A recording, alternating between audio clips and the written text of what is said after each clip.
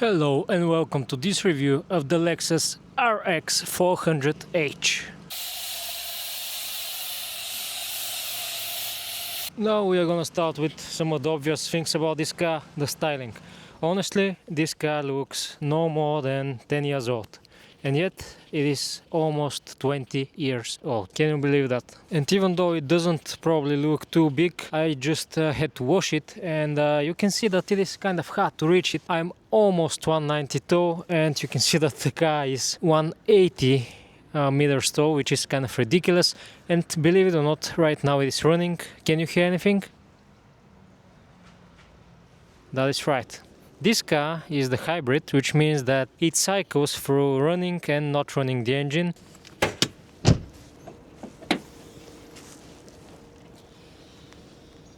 And obviously, what kind of a review would that be if you don't talk about engines? Here we have the RX400h, which essentially features a 3.3 liter internal combustion engine with a battery for the combined power of 280 horsepower. We also have the RX300, RS350 and a very rare RX330, which is essentially the same engine without the battery. Do I have some recommendations? RX300 is very underpowered for this chassis in my view. It is definitely worth paying a little bit more for the RX400h.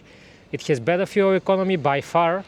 For example, the RX300 does, I think, like 15 to 20 liters of urban driving. This does 8 to 9, which is amazing. This has a lot more power than the RX300 for overtaking and all that kind of stuff. RX350, very nice engine.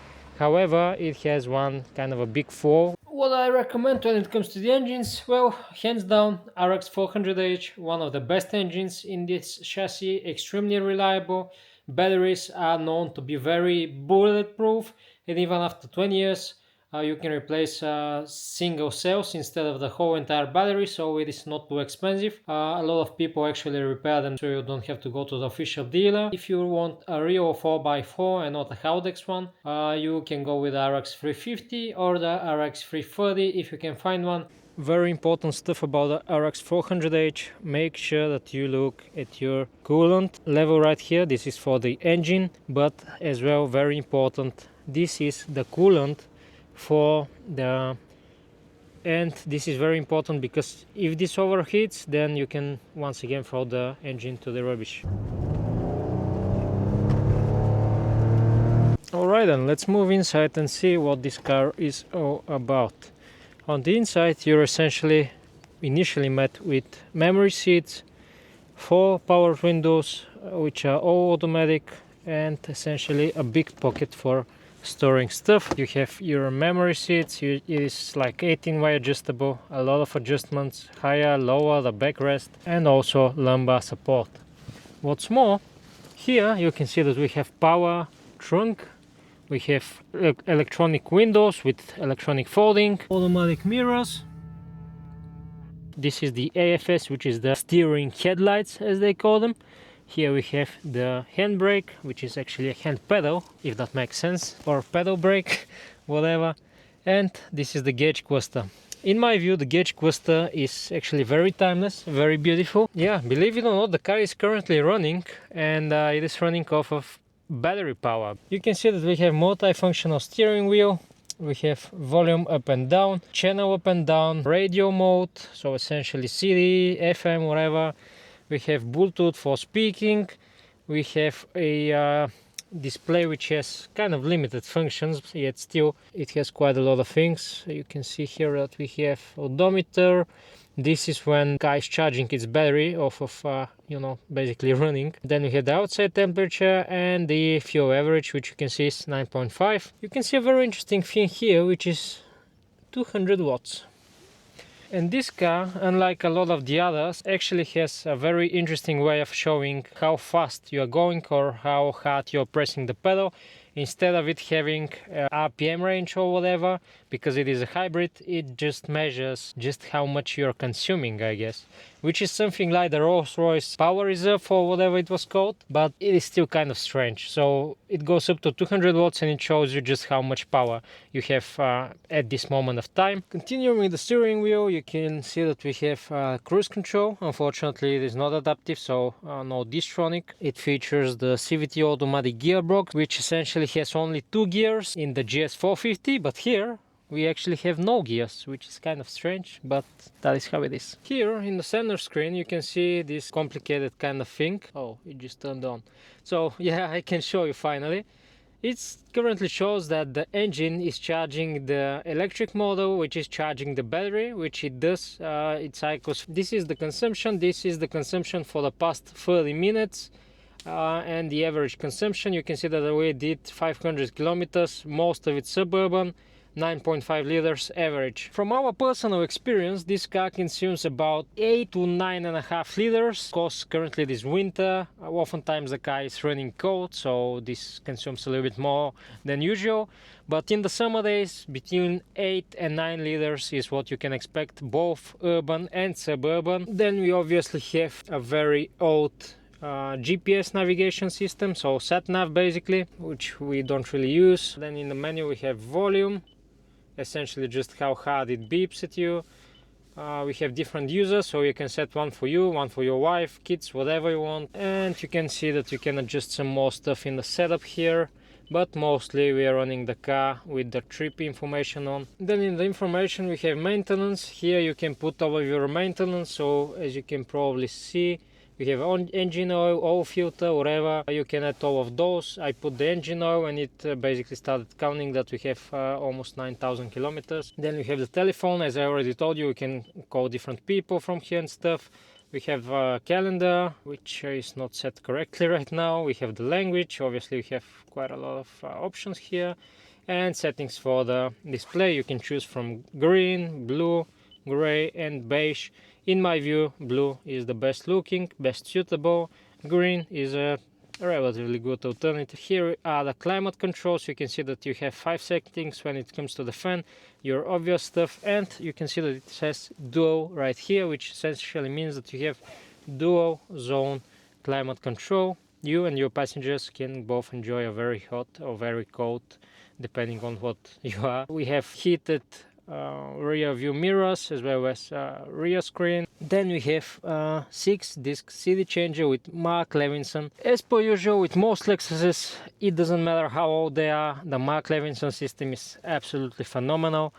Very good sounding sound system for a SUV, honestly, and it has a 6 CD changer, which is kind of useful, I guess. What is more, you have 3 ways of setting FM radios. So you have FM2, you can see FM3 and FM1. So you have basically 18 settings of your favorite radio stations. Moving a little bit lower, you can see that we have heated seats, which have this little dial, which you can dial just how small or how big of a heat improvement on your butt you need, which is kind of ridiculous, but yeah, you have a lot of different settings here. This is for the headlight cleaner, pop to release. We have some change here, double cup holder, opens and closes with a button. Usually it's broken, ours works perfectly fine. I kind of forgot to mention that you also have a absolutely electronically adjusted steering wheel. A couple more things that I forgot to mention: auto dimming rear view mirror, fully electric sunroof with tilt, and of course fully opening it, automatic headlights, automatic windshield wipers, and of course perfect insulation all around. Very quiet car. When we are talking about glove box, absolutely massive glove box. One of the flaws of Lexuses from these generations are these little cracks that you can see here.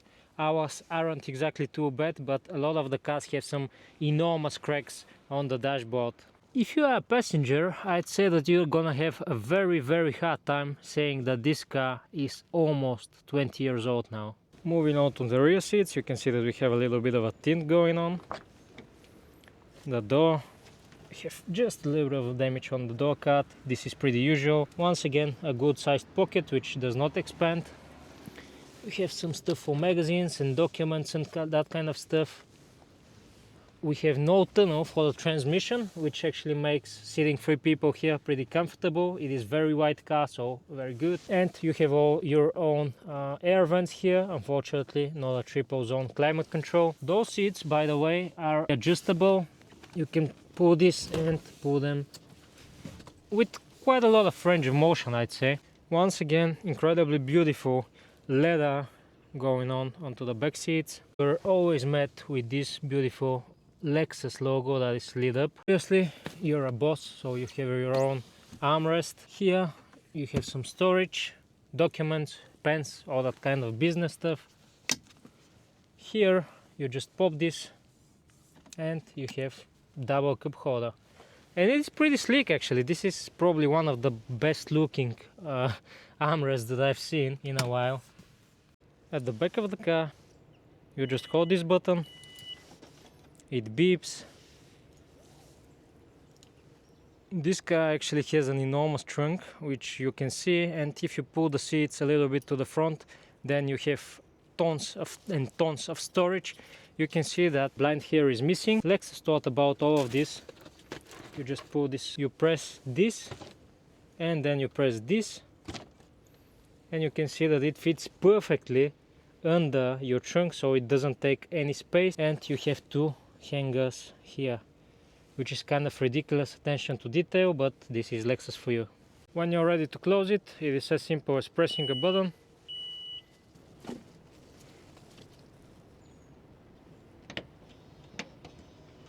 It clicks right into place. When it comes to driving this car, a very interesting thing about it is that it drives actually very good. This is one of the most comfortable SUVs that I've driven, and just the pure feeling of flooring it brings you goosebumps, because before this car I didn't really think that such a heavy car, this car is almost 2 tons, can go so quickly. It rides very good, even though it is on winter tires. You feel very relaxed. I've driven a couple of SUVs and none of them really feel as comfortable as this feels. Considering all of the tech, all of the stuff that is in this car for its age, I really think that you're not gonna be lacking anything, both comfort-wise and acceleration-wise and whatever. I'm gonna show you just what it feels like flooring it.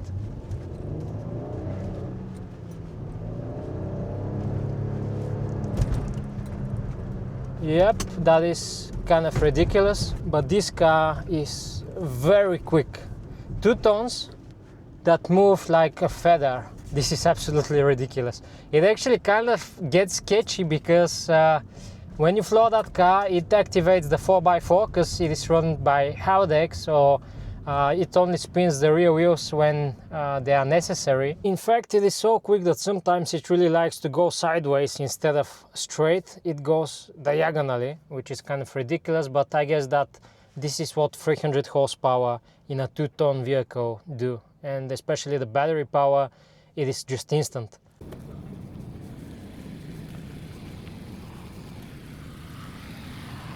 So flooring it in 3, 2, 1.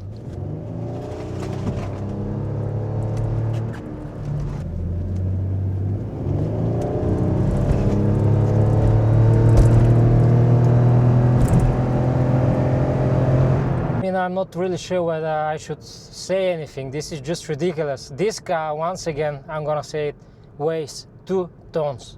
This is a full-on family car. You can go with 5 people here and you can overtake very easily and very comfortably at that, because it is not that kind of acceleration which feels uncomfortable. It just goes, I don't know. It is very relaxed, but at the same time extremely quick and kind of sketchy because of the weight.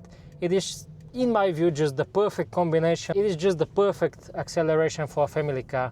Obviously though, there isn't a car without flaws, and this one has one major drawback which could potentially be a deal breaker for a lot of you.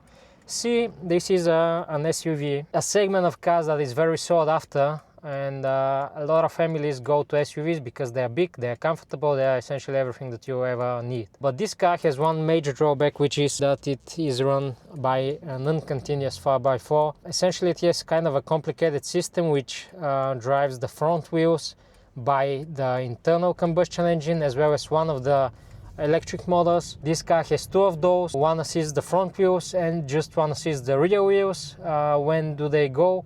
When the car feels like it, which essentially means that this car is not exactly the best suited car when it comes to snowy conditions, slippery conditions and all that kind of stuff. Me personally, we've gone for a winter with it, some ice, quite a bit of snow.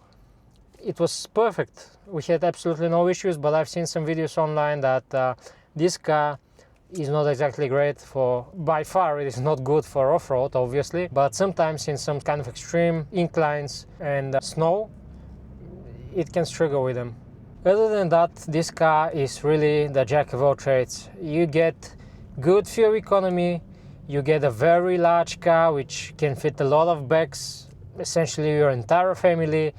It has a lot of rich comforts like heated seats, fully electric seats, memory seats, very good audio system, a lot of CD changes and stuff. Of course it doesn't have Bluetooth for music, but you have Bluetooth for your conversations. I know a company does like a conversion of this screen which enables it to have like CarPlay and Android Auto, but it is quite costly. It costs around 1,000 euros, which essentially if you just bought this car for cheap, you can invest that kind of money and have essentially all the features that you are ever gonna need. So it is kind of worth it in my view. When it comes to issue with those cars, essentially this is a Lexus. You know that a lot of the videos in my channel are about Lexuses, and all of them I've owned, including this. This is our family vehicle. Honestly, I'm in love with that brand. Essentially Toyota reliability with Mercedes comfort is what I'd say Lexus is. And of course, as with any vehicle, you have to do the maintenance regularly. There are some things that you have to look after, but this is just a normal thing when you have a car. But this car, if you take care of it, if you look after it, it is never going to give up on you. It is gonna keep and keep and keep giving. Those bigger engines, they have enormous resources. I've seen GSs and LSs with 500,000 kilometers, 600,000 kilometers, absolutely no issues. And I guess that there is no more proper way to finish this video than this.